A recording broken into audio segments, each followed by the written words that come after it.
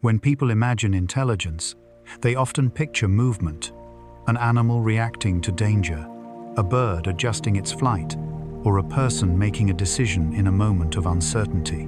We tend to associate thought with motion, with visible change, with action. Yet across the living world, one group of organisms challenges that assumption entirely. Plants neither run nor speak, and they seem to exist in perfect stillness. But stillness is not the same as silence. Within that quiet, something remarkable is happening. A form of awareness that unfolds on a slower, more patient timescale. For more than 400 million years, plants have been adapting to nearly every environment on Earth. They live on mountains, in swamps, deserts, and tundras. Their roots explore darkness, and their leaves translate sunlight into food. Though they lack muscles, eyes, or nerves, they survive through decision-like processes, carefully balancing light, moisture, and nutrients to sustain life. Each plant is a complex system of sensors and responses, constantly interpreting the world. To understand this hidden intelligence, we first have to rethink what thinking actually means. If intelligence is simply the ability to gather information, process it, and act in a way that improves survival, then plants qualify without question. They do not think as animals do. There is no brain directing their choices, but they process information continuously. Every second, they read signals from their surroundings, changes in temperature, the pull of gravity, the intensity of light, the chemical traces of nearby organisms. These inputs guide every part of their growth and behavior. Light, for example, is not just energy for a plant, it is data. Specialized pigments like phytochromes and cryptochromes allow plants to sense the quality, direction, and duration of light. They can tell the difference between morning and afternoon, between the filtered glow of shade and the full strength of direct sunday. This sensitivity allows them to adjust leaf angle, stem growth, and flowering time. A sunflower tracking the arc of the sun across the sky is not performing a simple reflex. It is responding to multiple layers of environmental feedback, constantly recalibrating itself to optimize light absorption. The same sensitivity extends underground. In the dark roots, navigate a complex world of obstacles and gradients. They sense gravity through tiny particles called statoliths, which settle within root cells and guide downward growth.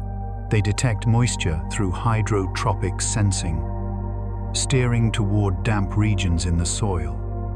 They also pick up chemical signals, allowing them to locate nutrients like nitrogen and phosphorus, while avoiding toxic compounds. Even more remarkably, roots can distinguish between soil already explored by their own system and soil touched by a neighbor's roots, suggesting a kind of spatial memory. These reactions occur through chemical and electrical communication. Within plant tissues, ions move through membranes, generating slow electrical impulses, similar in principle to nerve signals, though far slower. When one part of a plant experiences stress from drought, heat, or damage, it can send a wave of these impulses through the vascular system, warning distant cells to adjust their behavior. For instance, when a leaf is wounded by an insect, other leaves may begin producing defensive chemicals within minutes, even if they were never touched. The complexity of these responses shows that a plant is not a passive organism, but an active participant in its environment. Every moment, it measures and evaluates its surroundings, translating sensory input into growth decisions. Unlike animals, which rely on centralized brains to coordinate reactions, plants distribute this processing across millions of cells. Each cell responds locally, but together they create a coordinated whole, a kind of decentralized intelligence. This way of existing changes how we define awareness. In animals, awareness is fast and obvious, movement, expression, sound. In plants, awareness is slow and continuous. They react to cycles of day and night, to the rhythm of seasons, to the subtle differences between the light of a cloudy afternoon and the warmth of a summer dawn. They keep time through internal circadian clocks that regulate everything from leaf opening to sugar production. Even in total darkness, these internal rhythms continue for days, showing that plants anticipate rather than merely respond. Their sensitivity extends beyond the immediate environment. Many plants can detect the chemical traces of nearby species. They recognize kin altering their behavior when growing beside relatives. Some invest more in vertical growth when surrounded by strangers. But when surrounded by family, they restrain competition, allowing shared space and resources. The mechanisms behind this are biochemical changes in hormone levels and root exudates, but the result mirrors a kind of social awareness. Even the simple act of germination involves a kind of decision-making. A seed contains within it a record of its environment, stored moisture, temperature, fluctuations, and chemical cues from the soil. It will not sprout at random. Instead, it waits for conditions that signal survival. Some desert seeds can remain dormant for years, awakening only after the rare rainfall that ensures growth is possible. That waiting is not ignorance. It is strategy encoded by evolution, a form of inherited intelligence that unfolds in time. If we watch closely enough, patterns begin to emerge. Plants do not simply react, they evaluate. They weigh costs and benefits, conserving energy when the environment turns harsh, redirecting it when opportunity returns. They make trade-offs, adjusting resource allocation between roots and leaves, between growth and defense. And though these choices happen slowly, they are as deliberate in their outcomes as any movement made by an animal. The more scientists study these systems, the more they find parallels to processes we once thought unique to creatures with brains. Memory, for example, can exist in plants as biochemical changes that alter future responses.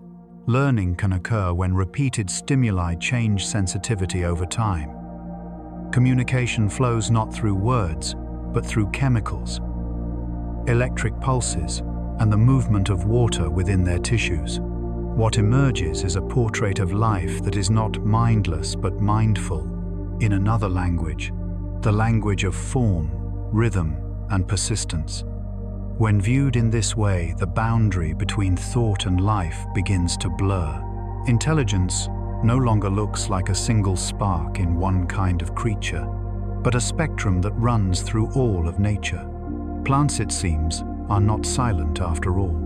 They are speaking constantly through light, through chemistry, through growth itself. We were simply too impatient to hear them. And so the question that began this journey remains, but softer, now reshaped by understanding. Can plants think? Perhaps the better question is whether thought ever truly belonged to us alone. Intelligence, it turns out, may not be something that moves or speaks. It may be something that listens, something that grows quietly in the spaces between sunlight and soil. For most of our history, intelligence has been defined by movement. We watch animals act and assume that thought must look like reaction. A deer fleeing a hawk, calculating its dive. A human solving a problem in the space of a heartbeat. In that view, stillness is the opposite of intelligence. To stand unmoving is to be passive, unaware, or simple. But nature does not share our pace, and plants prove that stillness can be its own form of thought. To redefine intelligence, we must let go of speed as its measure. Intelligence is not the ability to move quickly, but to adapt effectively. It is not the quantity of action that matters, but the quality of response. Plants embody this perfectly. They cannot flee or hunt, yet they persist in every imaginable environment, from mountain peaks to ocean edges, from deserts where rainfall might come.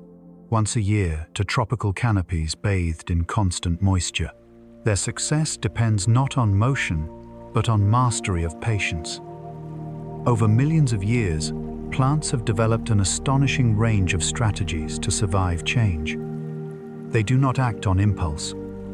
They act with precision. A cactus in the Sonoran Desert stores water within swollen tissues and opens its pores only at night, when air is cooler and moisture loss minimal. Alpine flowers tilt their blooms towards sunlight to warm their centers just enough for pollination.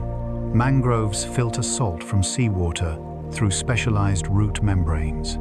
Each of these acts is an adaptation, a response to a complex web of information gathered over time. In that sense, intelligence is not confined to neurons. It is any system's ability to sense, process, and respond to the conditions of life. For animals, this happens through nervous tissue and rapid signaling. For plants, it happens through chemical gradients, electrical impulses, and slow cascades of hormones like auxin-gibberellin and cytokinin. A plant may take hours to bend toward light or days to alter root direction, but these delays are not a weakness. They are the rhythm of a different kind of mind, one that measures time in the growth of cells rather than in the flicker of thought. Charles Darwin, whose ideas reshaped biology itself, once suggested that the tip of a plant's root behaves like the brain of a simple animal. It receives input, processes it, and directs coordinated motion. Though his claim was controversial, modern science has begun to find evidence supporting his intuition. The root tip integrates a wide range of data: moisture, gravity, physical barriers, and chemical traces of other organisms.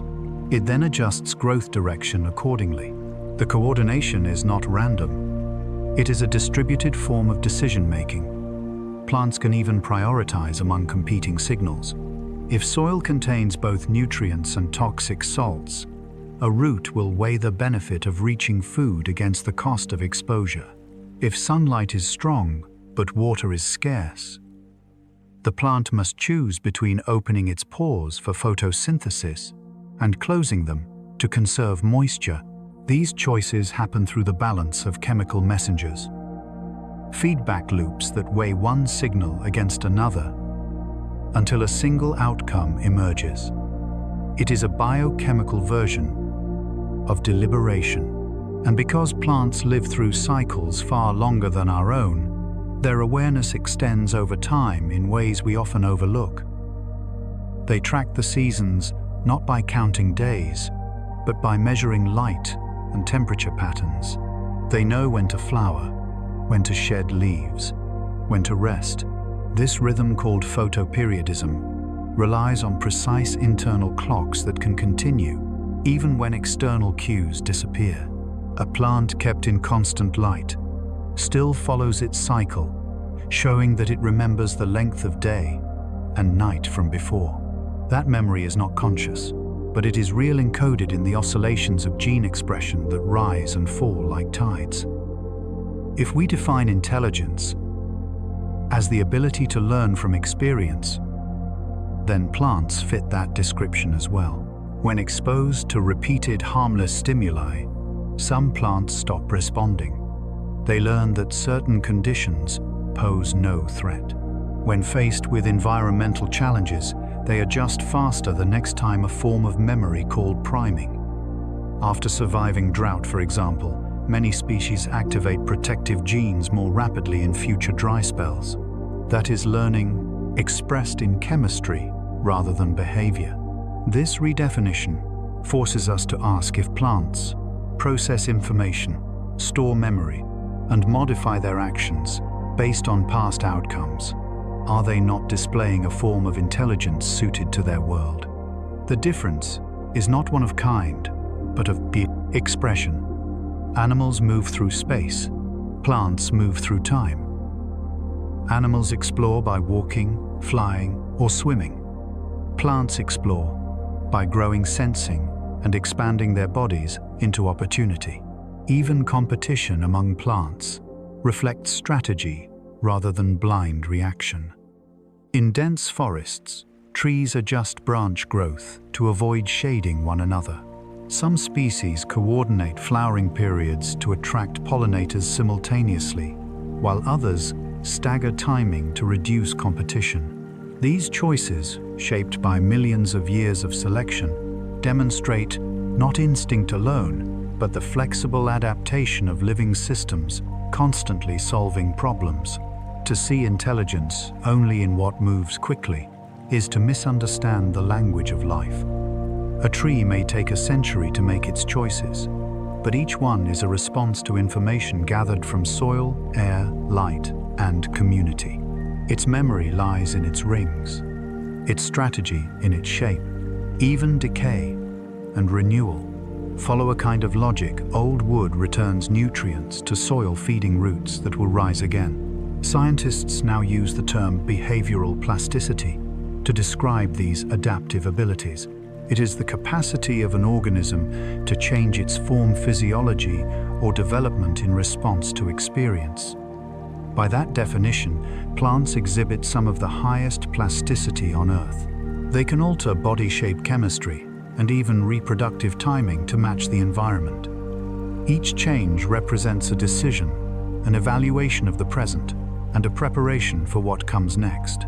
The idea may feel strange, because our concept of thinking is built around consciousness, the internal voice, the self that knows it exists. Plants do not think in that sense. They have no awareness of self, no image of future or past. But intelligence need not require awareness. It may simply be the ability to process information effectively enough to persist. A coral reef, a forest, a fungal network, all display forms of self-regulation and adaptation that mirror the basic logic of cognition. When we step back, the line separating mind from matter begins to blur. Life at every scale is a conversation with environment. It takes in signals, interprets them, and responds in ways that increase its odds of survival.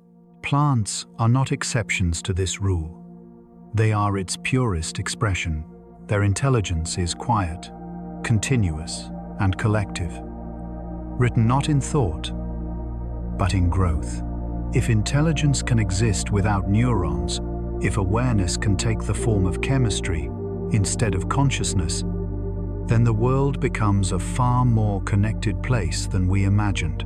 Every blade of grass, every tree and seedling becomes part of a vast field of decision-making life. And perhaps that realization changes something fundamental. Intelligence is not confined to those who move or speak. It is a property of life itself, a spectrum of responsiveness that includes us, but does not center on us. The plants were thinking all along. We just needed to slow down enough to notice. To understand the intelligence of plants, we must first understand how they experience the world, not through eyes or ears, but through 1,000 subtler senses that detect forces most of us never feel. Theirs is a world made of gradients and signals invisible yet constant. Where we perceive light and shadow, they measure wavelength and duration. Where we feel soil beneath our feet, they map its chemistry, humidity, and texture. And where we hear silence, they listen to vibrations. Faint, slow pulses of sound carried through air and earth. Plants live in a continuous dialogue with their surroundings. Every cell in their body is both sensor and responder. They detect sunlight through an array of photoreceptors pigments, finely tuned to the color and direction of light. Red light signals day length and seasonal change. Blue light informs them of intensity and angle. Some can even distinguish between the diffuse glow of a cloudy day and the sharp radiance of direct sun, adjusting growth accordingly. Their leaves twist, stretch, or fold depending on how light reaches them, ensuring that every bit of energy is used to sustain life. But plants do not merely absorb light, they interpret it. Inside each cell, photons activate chemical reactions that set off cascades of signaling molecules, altering the activity of thousands of genes. Through this process, a plant can sense whether it is shaded by another or standing freely in open sky. In a dense forest, for example, the ratio of red to far red light shifts, signaling that a taller neighbor is nearby. The plant responds by growing upward, striving towards sunlight. To call this simple reaction would be to miss the sophistication behind it. It is not mechanical, it is contextual. The plant reads its world and acts with precision. They sense far more than light. Gravity, for instance, is an omnipresent guide. Specialized cells in roots and shoots contain tiny starch-filled bodies that settle under gravity's pull, allowing the plant to distinguish up from down. Even if rotated or turned upside down, a seedling will correct its orientation roots, diving into soil stems rising towards sky. This process, known as gravitropism, requires internal coordination as though the plant possessed an innate compass. It does not rely on trial and error, but on consistent sensory mapping that maintains structure and direction. Moisture, too, is a source of constant information. Roots detect humidity through microscopic changes in pressure within their tissues. They extend toward damp soil and retreat from dry ground. In some cases, they can follow gradients of water vapor, invisible to us, forming intricate networks that trace underground moisture trails. This capacity allows them to survive in environments where water is scarce and unpredictable, proving that plants are not passive drinkers, but active seekers of resources. Chemistry plays another role in this silent awareness. Plants sense the chemical makeup of the soil, distinguishing between nutrients and toxins. They detect the presence of other roots, even those of neighboring species, by recognizing compounds exuded into the ground. Some emit mild chemical deterrents when crowded, ensuring space for their own roots to spread. Others release compounds that attract beneficial fungi, forming partnerships that exchange sugars for minerals. These interactions are as deliberate and strategic as any cooperation found in the animal world. They also sense touch. A climbing vine can feel when it brushes against another surface. The contact triggers the movement of growth hormones that cause one side of the stem to elongate, coiling the vine around its support. The same sensitivity exists in the tendrils of peas, the traps of Venus flytraps, and the folding leaves of the mimosa plant. These reactions, though slow, are measurable electrical events, waves of ion exchange that ripple through plant tissues like slow nerve signals. Beyond touch and light, plants perceive vibrations. Studies have shown that roots grow toward the sound of running water, even when separated from it by solid barriers. They can distinguish between the vibrations of wind and those caused by chewing insects, responding defensively to the latter. This ability suggests that plants sense acoustic information, a form of environmental hearing without ears. To them, sound is simply another pattern of energy, another language to interpret. They also perceive time itself. Inside every plant runs a circadian clock, a self-sustaining rhythm that tracks the day's progression and predicts future changes.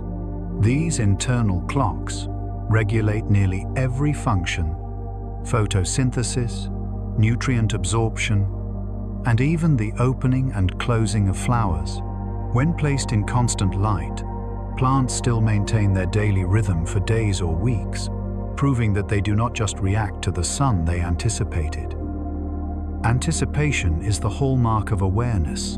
Through all these senses, plants navigate an invisible world of forces: light, gravity, water, sound, chemistry, and time. They integrate countless signals, balancing competing needs and coordinating growth across their bodies.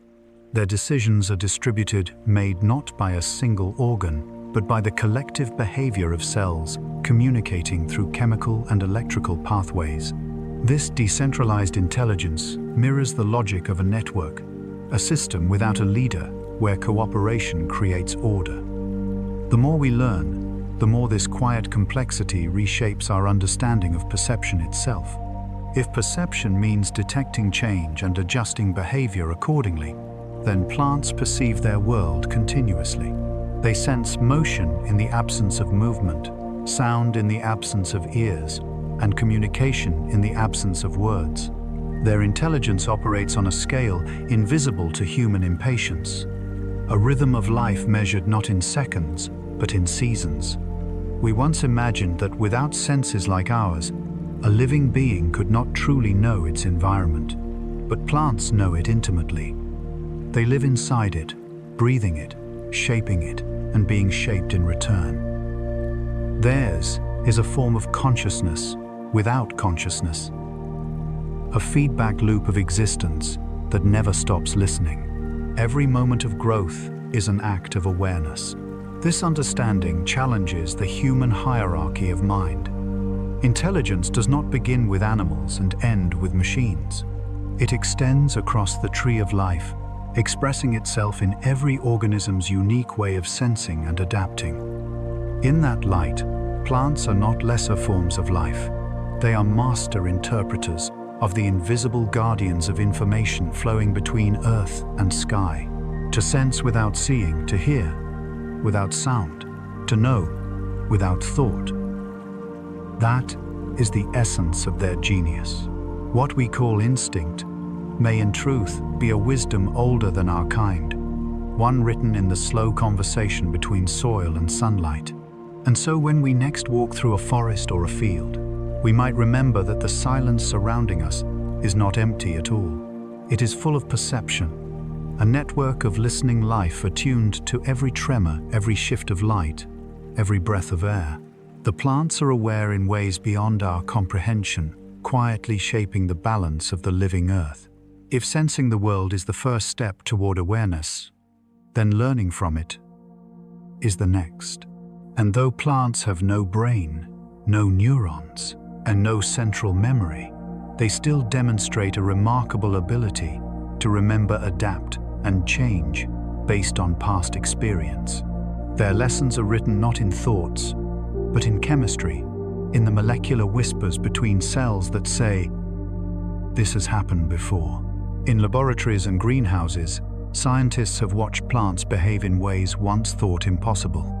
The sensitive plant, Mimosa pudica, provides one of the clearest examples.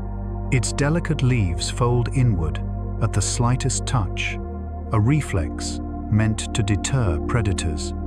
But when researchers repeatedly dropped harmless droplets of water onto the plant, something curious happened. At first, each drop made the leaves close in alarm. Then, after several repetitions, the plant stopped responding. It had learned that the stimulus carried no threat. Even days later, when exposed again to the same harmless touch, it remained calm. Yet when shaken in a new way, it reacted instantly. That pattern is the essence of learning, distinguishing between what matters and what does not. The experiment raised a profound question. If a plant can remember without a nervous system, where is that memory stored? The answer lies within its cells. Plants use complex signaling molecules such as calcium ions, reactive oxygen species, and hormones to communicate internally. When a certain event occurs, heat, drought, or mechanical touch, it changes how these molecules move and interact. Those changes in turn alter gene activity. Some genes are turned on, others suppressed. The result is a physiological state that carries the memory of experience. This is not short-lived. In some species, the memory of stress can persist long after the event has passed. When a plant survives drought, for instance. It produces proteins that help it conserve water. If another drought arrives weeks later, it activates those same defenses much faster. The plant remembers the hardship, not consciously, but biologically. Scientists call this stress priming, a form of adaptation that mirrors memory in animals. Plants can also associate one signal with another. In experiments with garden peas, researchers trained seedlings to link the direction of wind with the presence of light. When air consistently moved from the same direction as a light source, the plants began to anticipate the light whenever they felt the breeze, even in darkness. That simple association, pairing one cue with another, is the foundation of what animals experience as learning. In the quiet logic of a pea plant, it is a way of predicting the future from the past. These discoveries challenge a long-held belief that intelligence requires neurons. Instead, they suggest that life has found many paths to learning. In plants, information is stored, not in electrical impulses traveling along synapses, but in chemical modifications to DNA and proteins. When certain genes are used repeatedly, small molecular tags accumulate around them, changing how easily they are accessed. This process, called epigenetic modification, acts as a biological notebook, a record of environmental experiences written in the language of chemistry. And unlike the fleeting thoughts of an animal mind, these records can sometimes be passed to offspring. A plant that endures cold may give rise to seeds, better prepared for frost, inheriting memory through molecules rather than consciousness. The more we uncover about this form of learning, the clearer it becomes that plants are not passive organisms reacting blindly to stimuli. They evaluate their circumstances, compare them with prior states, and adjust future responses accordingly. When deprived of nutrients, roots explore new directions. When touched repeatedly, stems grow sturdier. When attacked by herbivores, leaves emit chemical signals that not only defend themselves, but alert nearby plants to prepare. Each of these responses depends on perception linked to experience, the hallmarks of a system capable of refinement. Some scientists describe this as a distributed memory. Instead of a single organ storing information, every cell carries a fragment of experience. The plant remembers collectively through a network of living tissue that constantly updates itself. A leaf does not need to tell a root what it knows. The signal passes through the vascular system, encoded in pulses of calcium and waves of voltage that move more slowly than animal nerves, yet carry meaning all the same. This slow, deliberate intelligence offers a profound lesson about the nature of learning itself. We often think of learning as something fast, the flash of realization, the quick correction of error. But in the plant world, learning is patient. It unfolds over days or even seasons, its progress measured in growth rings and flowering cycles. The plant learns by changing its form, by adjusting its relationship with the environment, by becoming more suited to its world, one cell at a time. In that sense, every leaf is both a question and an answer, a record of conditions past inscribed in the curvature of veins and the density of tissues. Each season writes its memory onto the plant's body, shaping not only its structure, but the future generations it will produce. A forest, then, is not just a collection of organisms. It is a living library of adaptation, a memory system spanning continents and centuries, storing what has worked and discarding what has not. This realization blurs the line between instinct and learning. What we call instinct in animals' inherited behavior that seems innate may be the echo of countless generations of molecular learning, just as in plants. The difference is not in capacity, but in form. Plants learn through chemistry, animals through neurons. Both are guided by feedback, by the endless conversation between life and environment. When we look at plants with this understanding, their stillness feels less like absence and more like depth. Each root and leaf embodies experience, knowledge gathered through suffering, patience, and renewal. To live without a brain is not to live without intelligence. It is to distribute awareness throughout the body, to make every part capable of sensing and remembering. So perhaps learning itself does not belong to minds alone. It belongs to life, to any system that can change itself in response to what has been. In that way, a forest and a brain are not opposites but reflections of the same principal. Experience creates memory, and memory shapes the future. Beneath every forest lies a hidden world, a network vast and intricate enough to challenge our definition of individuality.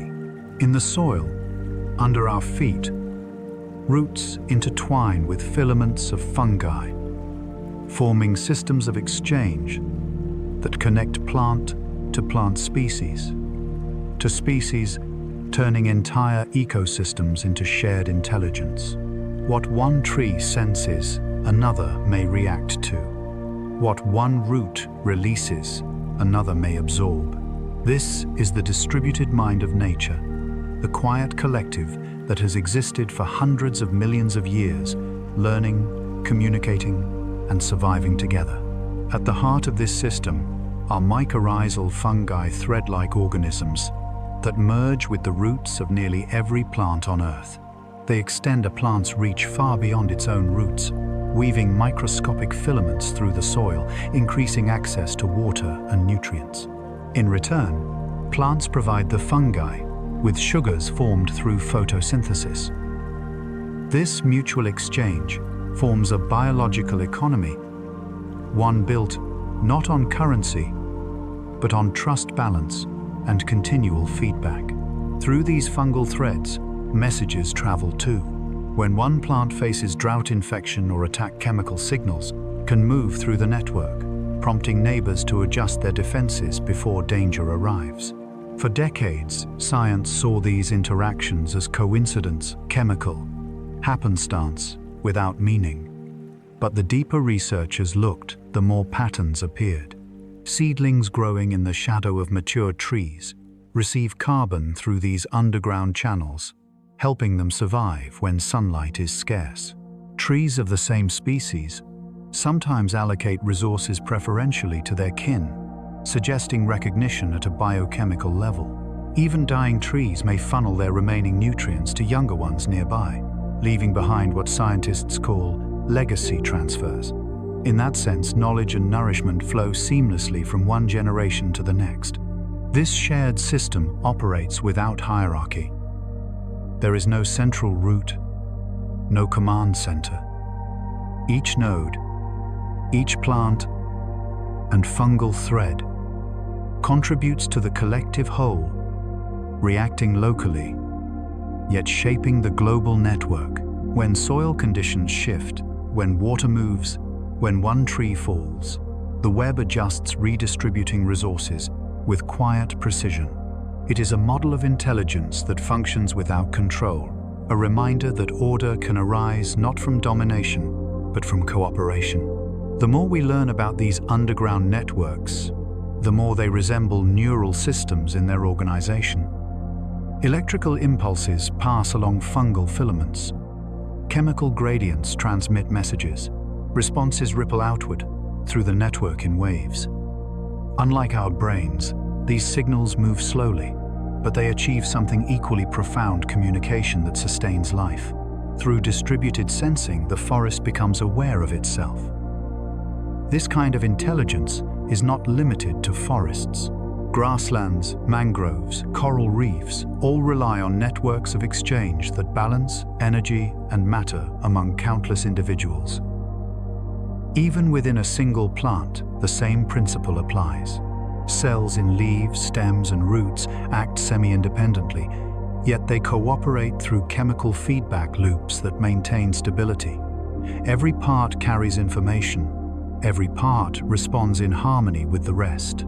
To live is to be part of a collective mind, not one that thinks as we do, but one that organizes itself toward equilibrium. It is tempting to see this as metaphor, but in biology, the boundary between metaphor and mechanism often dissolves.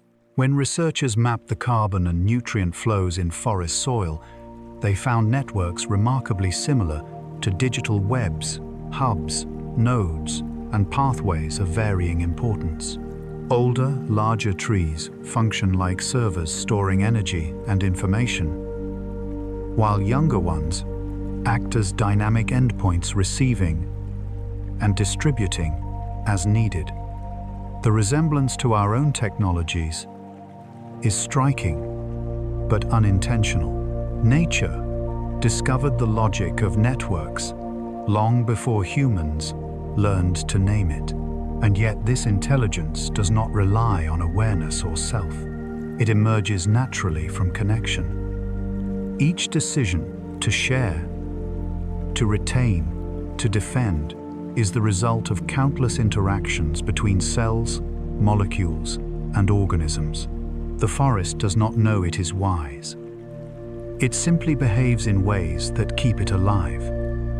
Intelligence then might not require intention. It may simply be the property of systems that learn through relationship. To grasp this is to reimagine what it means to think. Thought in the human sense is private and bounded by the mind that holds it. But the intelligence of ecosystems is communal. It exists not within one being, but between them. The more diverse the connections, the more resilient the network becomes. In forests where many species coexist, mycorrhizal webs grow denser, sharing resources more effectively and buffering the whole system against disease and change. Diversity, it seems, is not competition, but strength. When lightning strikes a single tree, when drought grips a hillside, the consequences ripple through the underground network. Nearby plants alter their water use. Fungi shift their distribution of nutrients. The damage is absorbed, mitigated, and integrated into the system's future behavior. Even death becomes information. Fallen leaves and decaying wood enrich the soil, feeding the same roots that once depended on them. Nothing is lost. It is transformed into memory. The distributed mind of the forest does not plan or predict. Yet, it achieves balance across time. It teaches us that awareness need not be centralized to be powerful. The human brain, with its billions of neurons, mirrors the forest in miniature. Our thoughts arise from connections between cells, not from a single source of control. Likewise, the wisdom of ecosystems emerges from the shared decisions of countless organisms, each doing its part.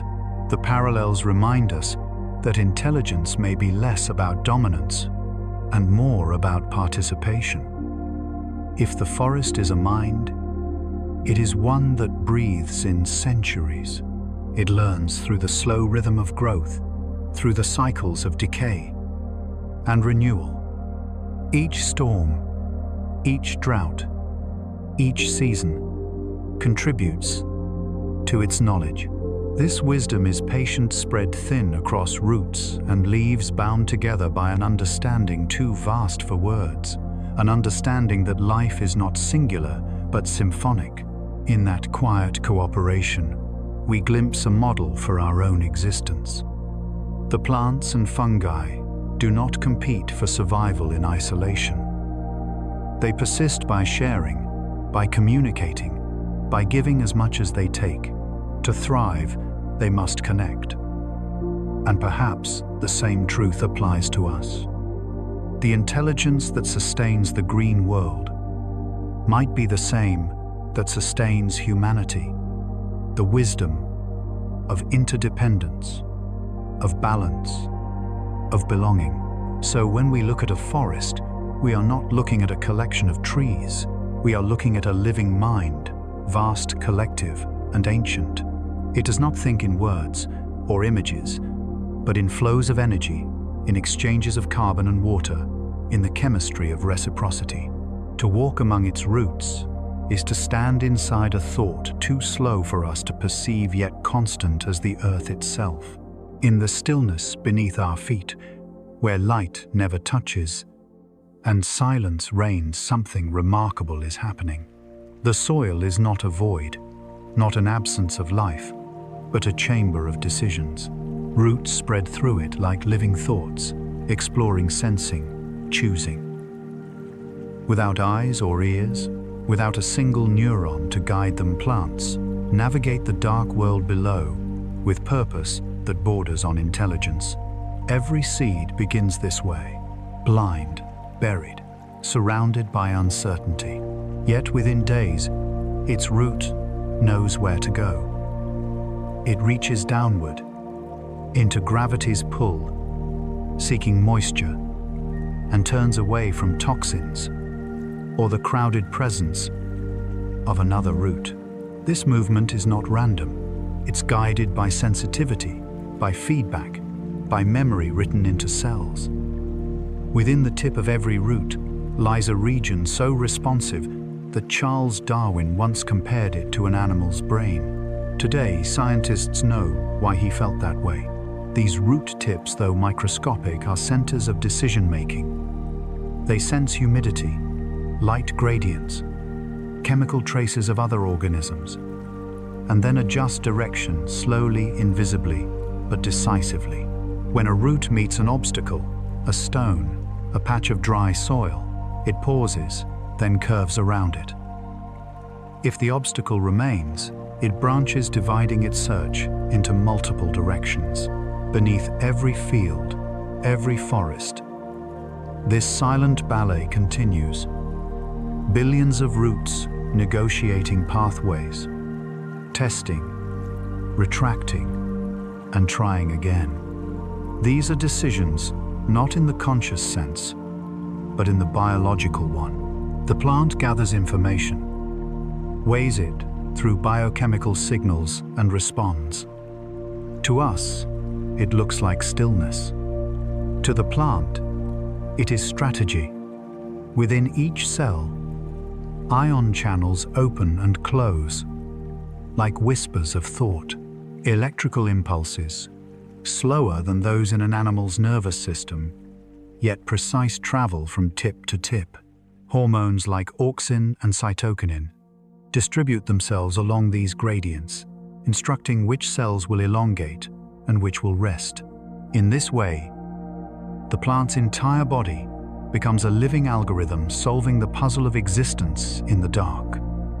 It is the kind of intelligence that does not think in words or symbols, but in flows, in balance, in patience. Researchers have found that plants can even anticipate certain conditions. A seedling growing in dry soil may alter its root architecture to prepare for future drought. A vine climbing a surface seems to predict where support will be curling toward it, even before contact is made. This is not magic. It is feedback, learning through the body itself. What we call instinct in animals may in plants be chemistry with memory.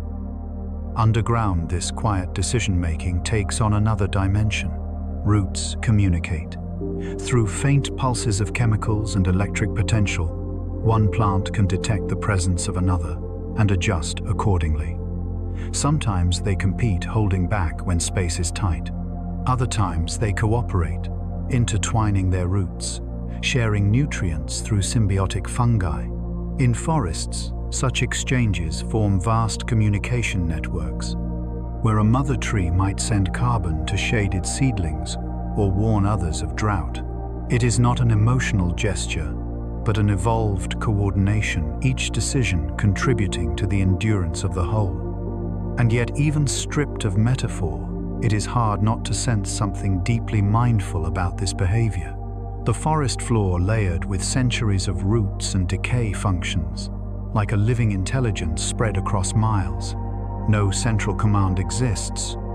Each node, each root tip reacts locally, but together they form a pattern of coherence. Like neurons in a vast, slow brain, they keep the forest stable, adaptive, aware. In recent years, scientists have begun mapping these patterns, tracing how information moves through root networks. They've found that stress in one region, too much salt, too little water, sends waves of signaling molecules throughout the organism. The message spreads at measurable speed, adjusting physiology in distant tissues. If a leaf is injured, the roots react within moments. If a root dries out, the leaves alter transpiration to compensate. This reciprocity suggests that awareness in some form pervades the entire body of the plant. But awareness does not mean consciousness. It means responsiveness, an ability to interpret and act upon the world. The beauty of plants lies not in their similarity to us, but in their difference. Their awareness is distributed, quiet, shared between millions of cells that never sleep. Decisions here are made not by thought, but by flow. Imagine for a moment how strange it would feel to live this way, to know the world not through light or sound, but through gradients of moisture, chemistry, and pressure. To make choices not with the speed of electricity, but with the patience of growing wood. In that slowness, there is wisdom. In the dark, there is understanding. And perhaps that is what the forest is teaching us, that intelligence does not require movement, nor vision, nor voice. It requires only connection and the courage to grow where one is planted. So the roots continue threading through darkness, reaching toward what they cannot see, building maps of the unseen world. Every turn is a calculation, every branch, a decision made in silence. And as they move, they teach us that thought is not confined to the mind. It is a property of life itself, written into the rhythm of growth, the logic of survival, and the quiet persistence of being. Beneath every forest unseen by sunlight lies a vast and ancient network, a living web that binds one tree to another, one life to all. It has no wires, no machinery, no single mind to guide it. Yet, through it, pulses the quiet intelligence of cooperation. Scientists call it the mycorrhizal network, but to imagine it simply as biology is to miss its poetry. It is the Earth's whispering system, the way forests speak in silence, the hidden bloodstream of the green world. Here, roots are never alone. They are entwined with filaments of fungi, so fine they make spider silk look thick by comparison. These threads, called hyphae, spread for miles through the soil, connecting trees and shrubs and seedlings into one vast living circuit. Through them, sugars, water, and chemical signals flow not as random exchanges, but as deliberate, balanced transactions. What one tree releases, another receives. What one suffers, others sense. This communion, beneath the soil, turns the forest from a collection of individuals into a single cooperative organism. When scientists first injected radioactive carbon into a birch tree and later found traces of it inside a neighboring fir, they realized something astonishing: trees share food. A mother tree standing tall in the sun will send carbon to her shaded offspring, keeping them alive until they can reach the light. When drought strikes, older trees feed water through the network to younger ones whose roots are too shallow. When a pest attacks, the afflicted tree sends out distress chemicals, and others begin producing defenses before the danger arrives. This is not altruism as we know it, but it resembles care, a biological empathy born of connection. The forest does not survive because each tree fights alone. It thrives because each part contributes to the strength of the whole. In these exchanges, we find not competition, but cooperation as the rule of life. The fungi, too, are partners, not parasites. They take sugars from the roots, the plants' hard-earned energy from sunlight, but in return, they bring back minerals and water gathered from deep in the soil. They extend the plant's senses, acting as both messenger and provider. For millions of years, this alliance has sustained ecosystems across the planet. Nearly every land plant on Earth depends on fungal symbiosis.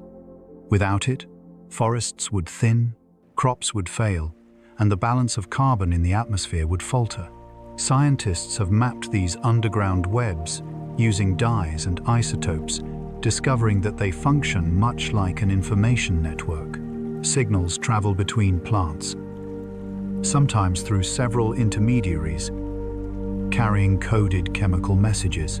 The timing and strength of these signals change depending on context, a complexity that mirrors communication systems in animal societies. What emerges is a slow, elegant form of ecological intelligence, a conversation measured not in seconds, but in seasons.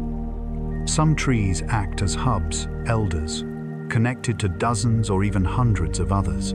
They anchor the system, storing vast reserves of carbon and information. When they die, their nutrients and data flow outward, enriching the network. These mother trees, as some ecologists call them, ensure continuity across generations. Beneath their bark, a lineage of wisdom passes quietly, not through genes alone, but through living connection. What we call the forest is not a place, but a process, a constant exchange of giving and receiving. Even competition, when it occurs, happens within the bounds of shared survival. A dying tree may feed its neighbors, as it decays, returning everything it once borrowed. A single fungal filament can link multiple species, binding birch to pine, maple to oak. Diversity, rather than division, becomes the foundation of stability. It is easy to romanticize this system, but its beauty lies not in sentiment. It lies in efficiency. Cooperation, evolution, shows is not a moral choice, but a strategy. Life learned long ago that together is stronger than alone. The forest embodies this truth more perfectly than any other landscape. It is a democracy of roots and threads, where strength comes from connection and resilience is the result of sharing.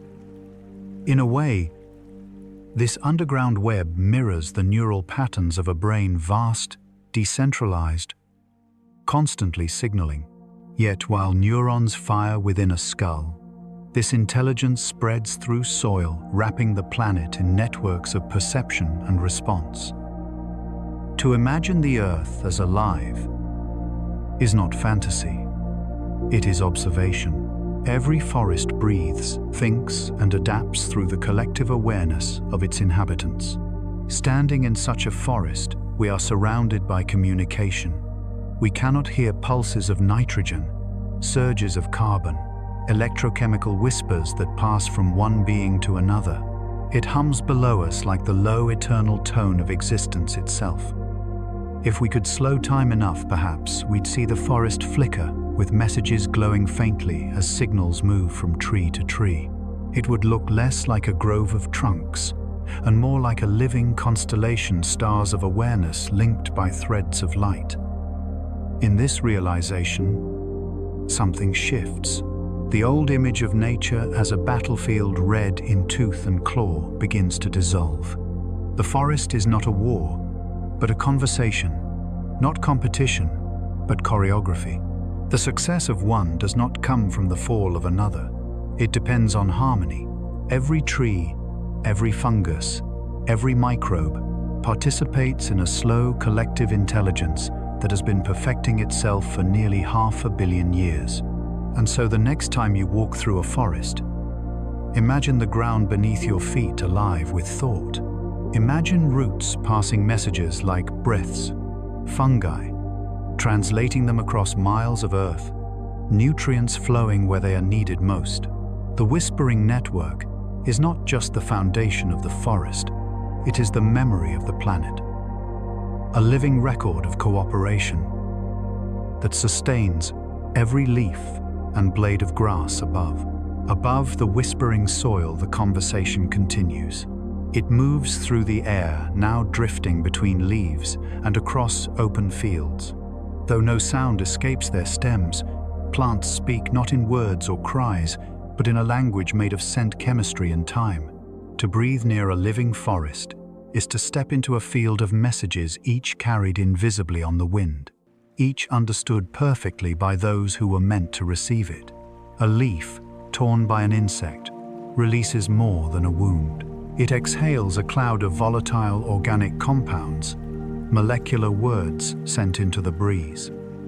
These molecules carry meaning. They warn others danger is near. Within minutes, neighboring plants detect the chemical pattern and react. Their pores tighten their defensive genes, awaken their tissues toughen. Some begin to produce bitter alkaloids that make their leaves less appetizing. Others change the composition of their oils to repel invaders.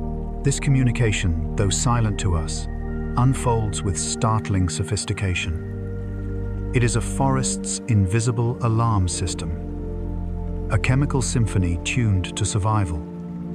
In a tomato patch, when one plant is damaged, the others respond.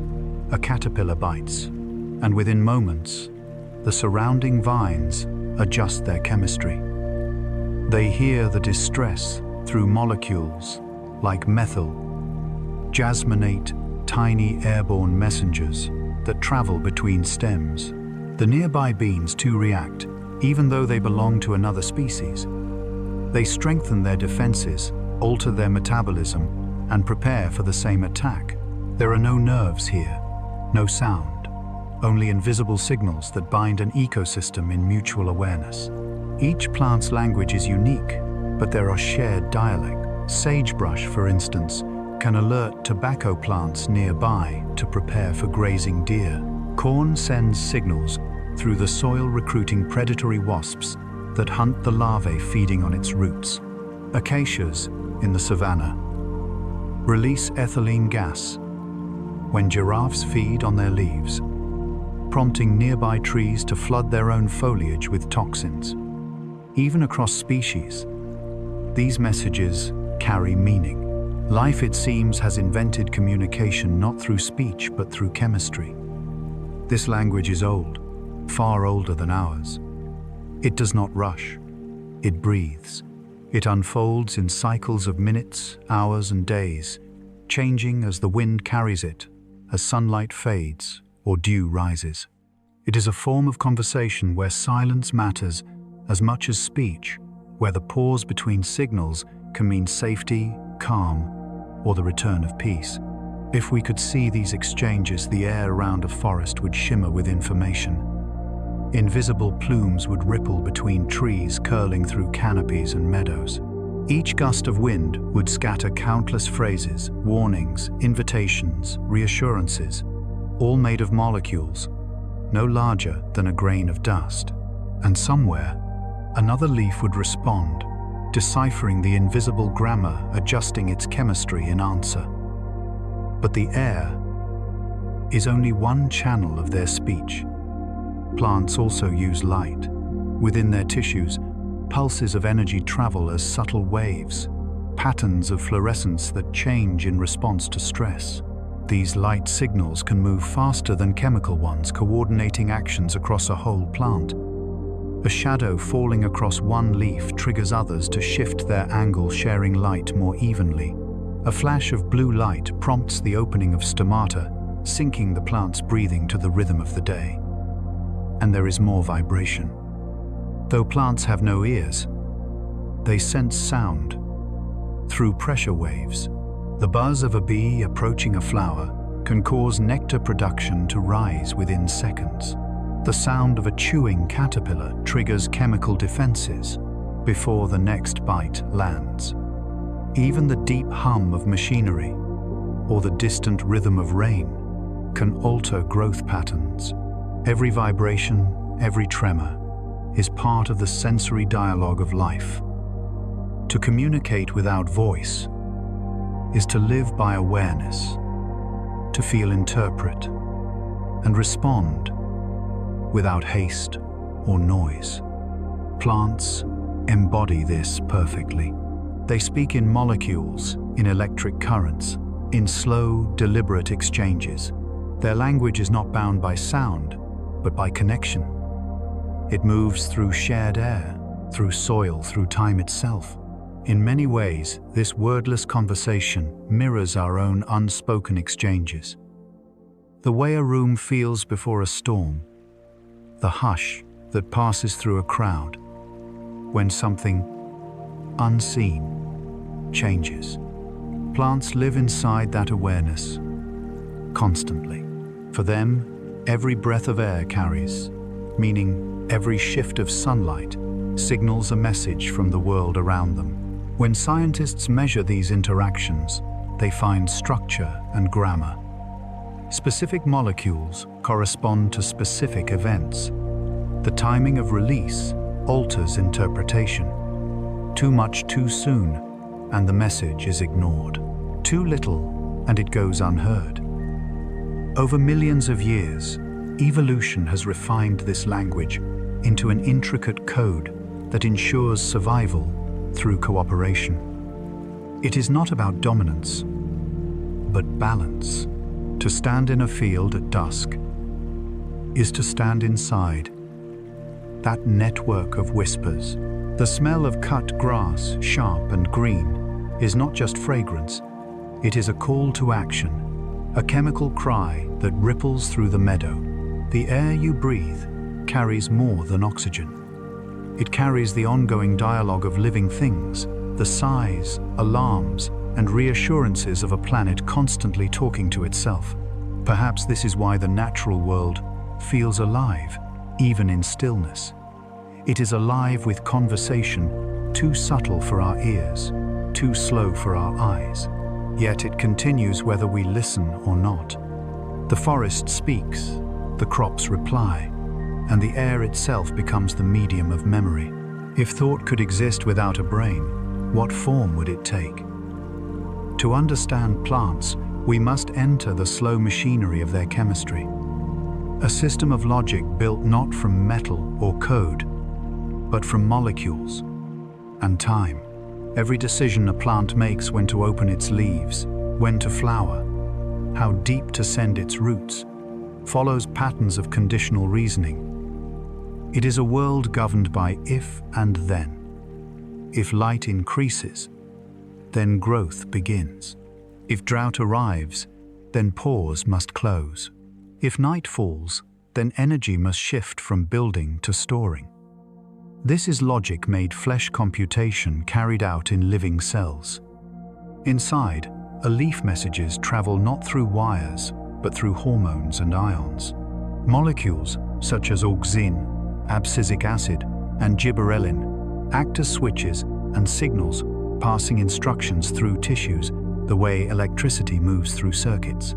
When sunlight touches the surface of a leaf, it triggers photoreceptors, tiny molecular sensors that recognize specific wavelengths. These sensors activate cascades of reactions, telling the plant when to grow and when to rest. The timing must be exact. Too soon, and the plant wastes energy; too late, and it misses its chance to survive. This constant calculation is not random. It is the biological equivalent of programming, executed through chemical logic, refined by billions of years. Each signal forms part of a vast feedback loop. Take the opening and closing of stomata, the microscopic pores that control a plant's breathing. When light is bright and moisture plentiful, these pores open, allowing carbon dioxide to enter. But as water loss increases, sensors in the leaves detect changes in pressure and trigger a hormonal response. Abscisic acid accumulates, signaling the guard cells to close. The process resembles an automated decision-making system: input, analysis, output. The plant evaluates environmental data and acts with precision. No neurons, no consciousness, yet perfect efficiency. This biochemistry extends beyond single organs. Throughout the entire body, electrical impulses, chemical gradients, and genetic responses weave together into a network of decisions. The same logic that governs a leaf also operates in roots, flowers, and stems. When a tree prepares for winter, it reads signals from temperature and daylight length. Genes for dormancy are activated, metabolism slows, and nutrients are pulled inward from dying leaves. The change seems passive to the human eye, but it is anything but. Each step in this process depends on an if-then cascade, a computation of season and survival written in the molecular language of life. In laboratories, researchers have begun decoding this logic. They describe it in terms familiar to computer science: input variables, processing units, feedback loops. When a plant senses shade, for instance, it compares the ratio of red to far red light. If the signal indicates competition, then the plant stretches upward. If the signal suggests open sky, then it widens its leaves. The reaction is conditional, context dependent, optimized for energy balance. In every blade of grass, every moss-covered stone, these algorithms are running quietly, perpetually solving the equations of life. Time itself is part of this computation. Unlike machines that measure in microseconds, plants calculate across hours and days. Their logic is molecular, and their memory resides in the very structure of their proteins. A chemical reaction is never instantaneous. It lingers, carrying with it the echo of what came before. Through this persistence, plants remember past states and incorporate them into new decisions. Each molecule is a fragment of code, each reaction a line of living instruction. The result is not mechanical but rhythmic, a dance of information synchronized with the pulse of sunlight, gravity, and rain. It is tempting to think of intelligence as something fast, but plants remind us that slowness can also think. Their logic is patient, recursive, precise. Where we react in moments, they calculate over seasons, balancing the needs of survival with the flow of time. Even their growth patterns embody conditional reasoning. A vine curling toward a trellis does so by comparing tension on both sides. A tendril that senses stability wraps tighter. One that feels nothing retracts and tries again. This trial and error, repeated endlessly, mirrors the processes of adaptation and learning, the same foundations that underlie artificial intelligence. When scientists describe these systems, they often use metaphors of circuitry and computation. It is no exaggeration. The voltage changes across plant membranes can transmit information much like signals in neurons. The flow of ions such as calcium or potassium acts as a code controlling which genes are turned on and which are silenced. In some experiments, researchers have even used plant tissues to perform mathematical operations, treating leaves as living processors. A growing body of evidence suggests that life itself, in its simplest biochemical form, may be the universe's original computer, solving problems through feedback, balance, and response. But unlike human-made machines, plants have no need for perfection. Their calculations allow for chance, flexibility, and resilience. A tree leaning towards sunlight adjusts its logic, continually refining its angle degree by degree. A field of sunflowers synchronizes through collective feedback, each flower's movement subtly influencing its neighbor. It is a decentralized computation, more like a network of collaborating processors than a single command center. In that way, the logic of green machines resembles the architecture of the brain, distributed, dynamic, and deeply adaptive. To grasp this truth is to recognize that intelligence has many forms. It is not always conscious, not always verbal, not always aware of itself. In plants, it is embodied, a living flow of chemistry, guided by the eternal principle of if this, then that. They do not think about survival. they perform it. They do not reason about time, they live it through the chemistry of change. And so, when you next pass a tree or watch a garden breathe under morning light, imagine that beneath its calm surface, millions of molecular conversations are unfolding. Signals pulse through every cell, decisions are made, and logic runs continuously, a quiet computation of existence. Plants, in their stillness, are the Earth's first thinkers, writing the original algorithms of life. Long before we ever gave logic a name, the world hums constantly. To us, much of it is silence. A silence so wide that it folds into the background of thought. But to plants, silence is never empty. Within what we call quiet, there are tremors, pulses, and vibrations. The deep breath of the earth, always moving, always speaking. The green world does not merely see or touch, it listens. And in listening, it learns. When scientists began exploring how plants respond to sound, they expected little. What they found instead was sensitivity so refined that even a droplet's fall could change the rhythm of growth. Sound in the physical sense is vibration waves that travel through air, water, or soil. Plants do not have ears, but they are built to sense vibration.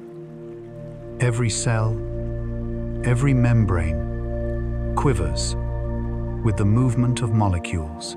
The tiny hairs on roots, the walls of stems, the delicate tissues inside, leaves, all of them act as receivers. The whole organism is an ear pressed against the body of the world. In one experiment, researchers played the sound of running water near seedlings. Deprived of moisture, the roots began to grow toward the sound.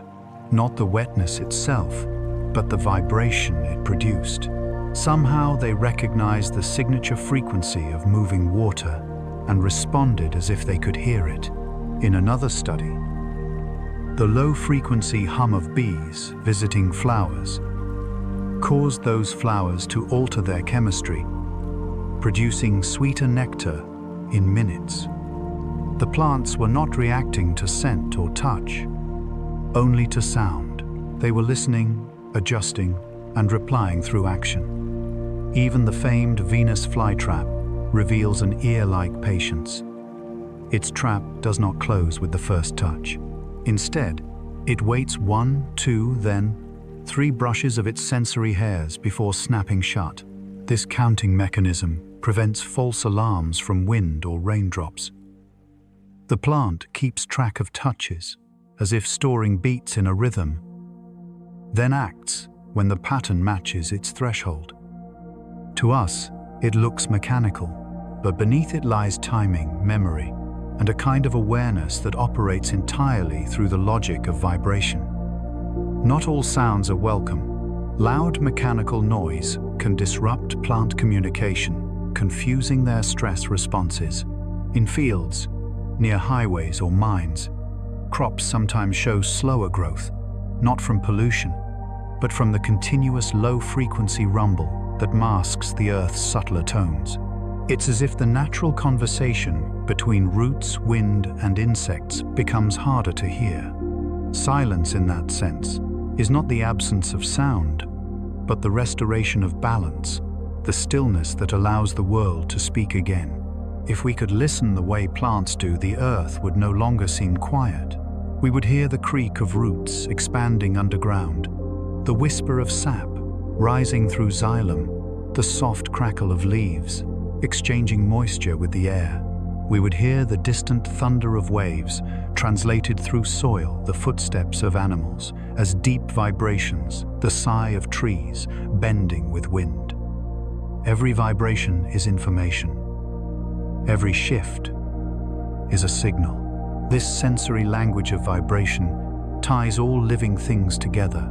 Sound moves through matter, and plants turn that movement into meaning. In the wild, certain frequencies trigger growth hormones. Others calm them. Some frequencies stimulate root branching. Others, leaf expansion. It is an intricate form of resonance, a biochemical echo that translates motion into life. To vibrate is to exist. To listen is to adapt. Even light has its own music. The photons that reach a leaf carry not just color, but rhythm, pulses of energy that can alter the plant's internal timing. Through this interplay of vibration and chemistry, plants set their circadian rhythms, their flowering cycles, their dormancy. The world outside provides the beat. The plant responds with its own tempo. It is the oldest duet on Earth. We often imagine life as reactive, but plants reveal it as responsive, a distinction of depth. Reaction is reflex. Response requires awareness. To respond to sound, to distinguish between vibration and noise, is to interpret, to decide, to remember. Every tremor they sense becomes a piece of the world's story, written into their form. The curve of a stem leaning toward a frequency, the opening of a flower timed to a buzzing visitor, these are not accidents. They are choreography. There is a quiet humility in this. Plants do not listen to dominate or to speak back. They listen to belong. The vibrations they detect tell them where they are, what surrounds them, when to rest, when to bloom. The forest, therefore, is not a collection of mute entities, but a vast orchestra tuned to the resonance of the planet itself. The roots respond to water's murmur, the leaves to air's breath, the flowers to the hum of wings. If we stand still long enough, perhaps, we can feel it too. The soft trembling beneath our feet, the faint vibration of wind moving through stems.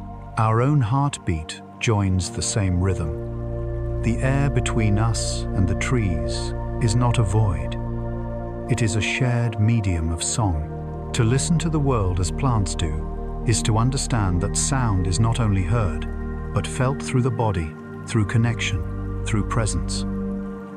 The universe vibrates endlessly, and life is its way of keeping time. When you walk beneath the canopy of an old forest, it's easy to believe you're surrounded by individuals, trees standing apart, each rooted in its own space, each silent in its solitude. But what science has slowly revealed is that this stillness is shared. A forest is not a collection of separate beings. It is a single system, a living network of thought and exchange. Beneath the surface, beneath the leaves and soil, every tree is connected by threads of fungi, by rivers of information flowing from root to root. Together they form what some scientists call the wood wide web, a vast underground web of life that behaves in many ways like a collective mind. Through this network, trees share water sugars and chemical messages. The roots of one may feed another in times of stress. A dying tree can send its remaining carbon to its offspring before falling a final act of inheritance. Saplings growing in deep shade receive nutrients from older neighbors, allowing them to survive until they reach the light. These transfers aren't random. They are selective, directed, responsive. Like neurons passing signals through a brain, each connection carries meaning. A single tree might be linked to dozens of others, exchanging data across hundreds of feet of soil. What travels through this network is not only sustenance, but warning. When insects attack one tree, the alarm spreads underground through fungal filaments. Within hours, surrounding trees begin producing defensive chemicals, thickening their bark or altering their sap to taste bitter. They respond before the threat arrives, anticipating danger through shared communication. To call this instinct is not enough. It is coordination, collective behavior, driven by feedback and adaptation. Each species plays a role in this intelligence. Fungi, for instance, act as mediators and translators. They connect multiple trees, relaying information and receiving sugars in return. They are the synapses of the forest, forming the connective tissue that makes communication possible. Through them, resources flow where they are most needed. A cedar may feed a birch in drought. A birch may return the favor in spring. The forest allocates its energy as though it understands that the survival of one depends on the survival of all. Even competition takes on a new dimension here. Trees of different species may still compete for light and soil, yet their shared networks suggest an underlying order, not blind rivalry, but dynamic balance. Cooperation and competition, once seen as opposites, merge into a single process, the forest's self-regulation. It is as if the ecosystem itself is making decisions, maintaining equilibrium through billions of subtle adjustments. Experiments have revealed kin recognition among plants trees that favor their relatives, sharing more nutrients with genetic kin than with strangers. In some species, a mother tree can even identify her own seedlings, feeding them preferentially through the fungal network. And this capacity for distinction, for memory of identity, implies a distributed intelligence that spans generations. The forest remembers who it is. When we view these interactions over time, a pattern emerges. A forest responds to injury, reorganizes its resources, anticipates seasonal change, and adapts to disturbance. Fire clears part of the canopy, and within years the system recalibrates. Pioneer species rise first, followed by slower-growing elders that will dominate again in centuries. It is a slow, recursive rhythm, guided by feedback, much like a learning algorithm. To some researchers, this long-term adaptability qualifies as a form of cognition.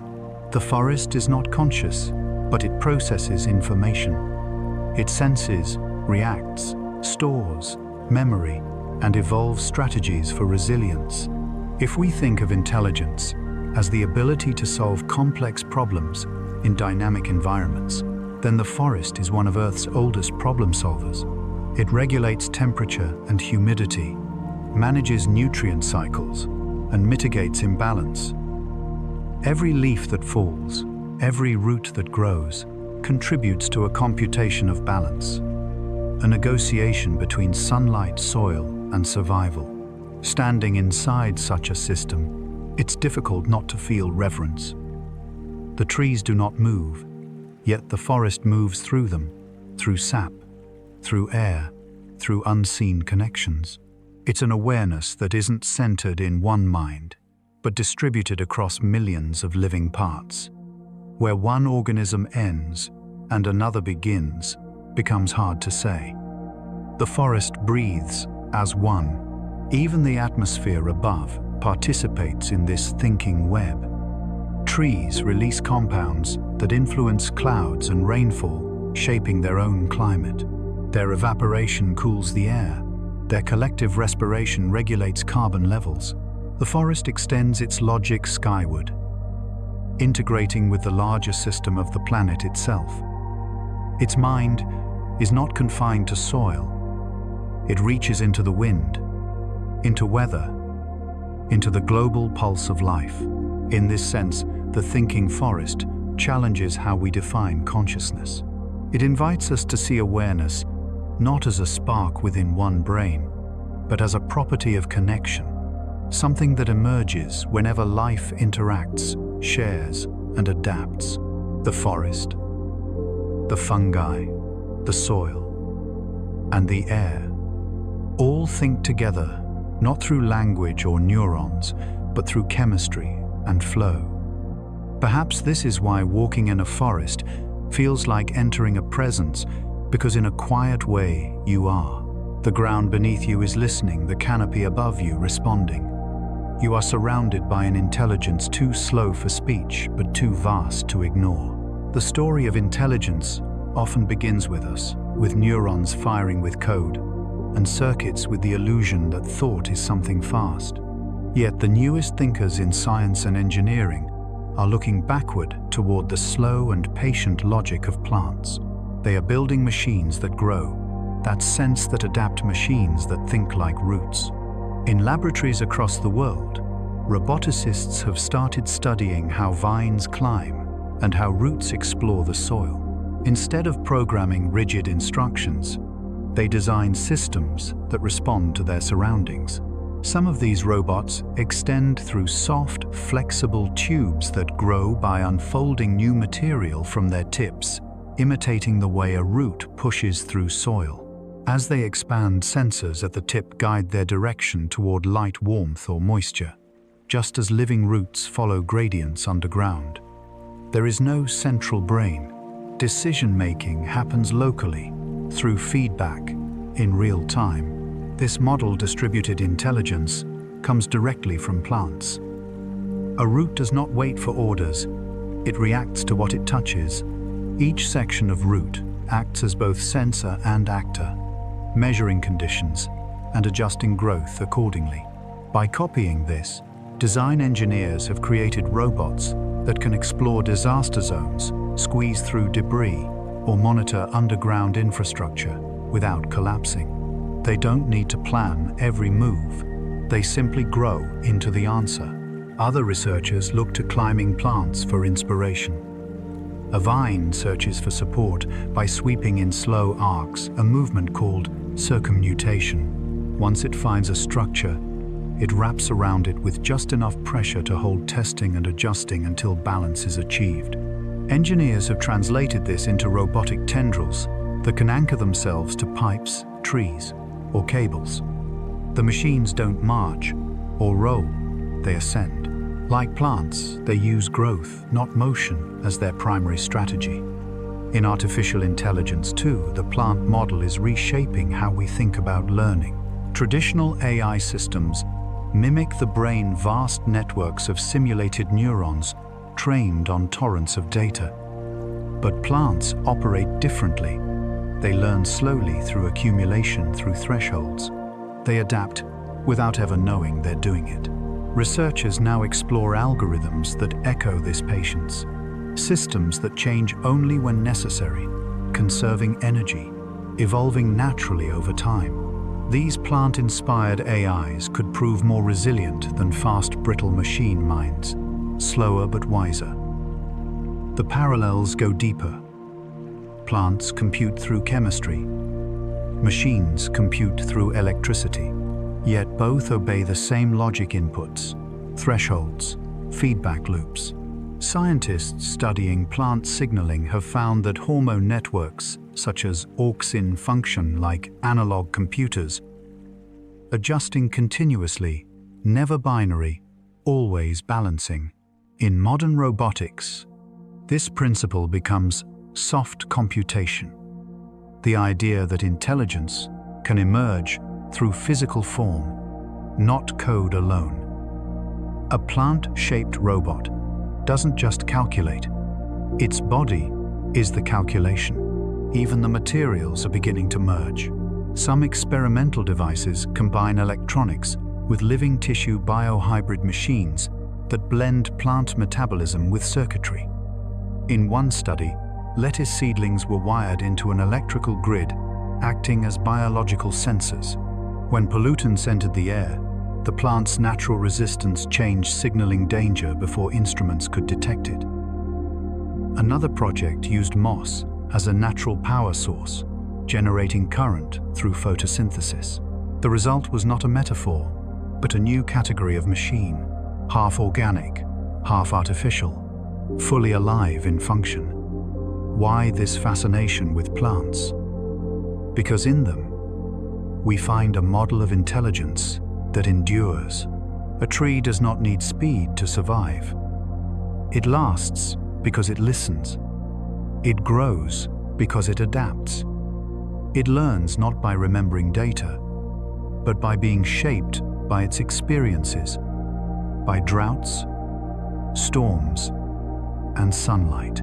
Engineers call this embodied intelligence, when learning is not stored in a brain but in the structure itself. Plants are the perfect embodiment of that idea. Their form is their memory. If robots could one day embody the same principle, they might become less like tools and more like organisms, systems that exist within environments, learning as part of the world, not above it. Instead of forcing order onto nature, they would cooperate with it.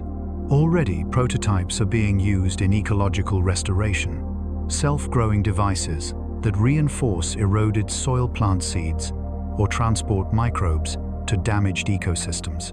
Machines that do not conquer nature, but participate in it. It's a quiet reversal. For centuries, technology has imitated human intelligence, fast, centralized, commanding. But as our understanding deepens, we are turning toward the slow intelligences of the Earth. We are learning from the systems that have survived for billions of years, the green networks that calculate in patience and speak in chemistry. And in doing so, we might also rediscover something about ourselves. For all our machines and data, human progress still depends on the lessons of natural design. The way a root finds water, the way a leaf tracks light, the way a forest cooperates. These are not just curiosities, they are strategies. They remind us that true intelligence is not domination, but adaptation, not speed, but balance. Perhaps this is the future the narrator once imagined, a future that looks less like steel and more like soil, a world where machines learn from the language of growth, where logic is soft, and living where computation breathes. And maybe that is what evolution has been saying all along. The boundary between the mechanical and the biological was never fixed. The more we understand, the more they seem to converge. Machines that grow, plants that think. Intelligence, not as an invention, but as the oldest story written in green. There comes a point in every journey where words fall away. The story quiets, the rhythm slows, and all that remains is a pulse soft, continuous, ancient.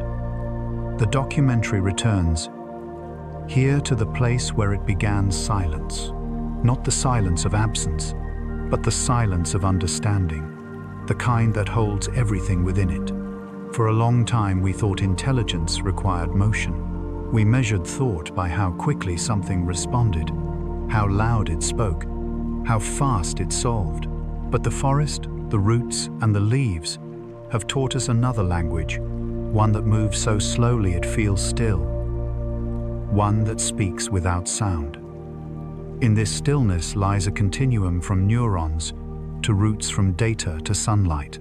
Intelligence is not a spark that flickers on and off. It is a thread woven through matter, guiding life toward balance. The more we listen to nature, the clearer this truth becomes. The same principles that guide a forest: cooperation, adaptation, patience, are written across every level of existence. Molecules communicate through charge. Cells converse through chemistry. Ecosystems share through cycles. Thought is not an invention of the brain. It is a property of connection. And connection is everywhere. When a root senses water, it is solving. When a leaf turns to the light, it is deciding. When fungi bridge two trees carrying nourishment unseen, they are reasoning in their own way. Each act is a sentence in the language of survival. Each adaptation, a whisper of thought. Across scales, life computes. The planet itself is a network of feedback, atmosphere, ocean, and soil, exchanging endless signals. Earth is not passive. It is alive in process, learning, remembering, renewing. Silence, then, is not empty space. It is the space where all communication meets. The absence of noise allows the system to hear itself. In the hush of night, a tree adjusts its metabolism, its stomata opening and closing with the rhythm of temperature and air. Underground roots continue their negotiations, sending sugars, receiving nitrogen, feeding fungi that will return the favor. Nothing is still but everything is calm. As we look back across this story, from the mimosa that learns not to fear falling water, to the networks of trees that think in communion, to the machines now learning to grow, we can trace a single idea unfolding: that consciousness is not confined. It is not a privilege, but a pattern. It exists wherever there is feedback, and change wherever life reaches out to know its world. The same pattern that drives a neuron to fire also drives a vine to climb. The same algorithm that lets machines learn lies hidden in the soil. To understand this is to step gently into humility. The trees do not compete to be smarter. The fungi do not race to be first. Their wisdom is not ambition, but harmony. Intelligence in its truest form is cooperation, the ability to sustain the whole. And so perhaps the greatest lesson of the green world is not how to think, but how to belong. When we slow down enough, we begin to sense that belonging. Our breathing syncs with the rhythm of wind through branches. Our heartbeat joins the quiet tempo of the earth. The boundaries between us and the living world soften, and we realize that we were never apart. The same elements that move through the soil move through us. The same cycles that shape forests shape our own memories and dreams. The mind of nature and the mind of humanity are not two stories, but one told in different tongues. In the end, the narrator's voice fades into that realization that all things think in their own time, in their own way. The camera, if it were there, would rise slowly above the forest canopy. The trees stand unmoving, but their conversation continues below, vast and eternal. Light spills through the leaves, dust glimmers in the air, and the scene dissolves into the larger silence of night. Somewhere, a seed waits beneath the soil, holding the memory of rain. It does not hurry. It does not doubt. When the time comes, it will rise, carrying forward the thought of those before it. Thought, written not in language, but in growth. That is the continuity of life. That is the continuum of silence.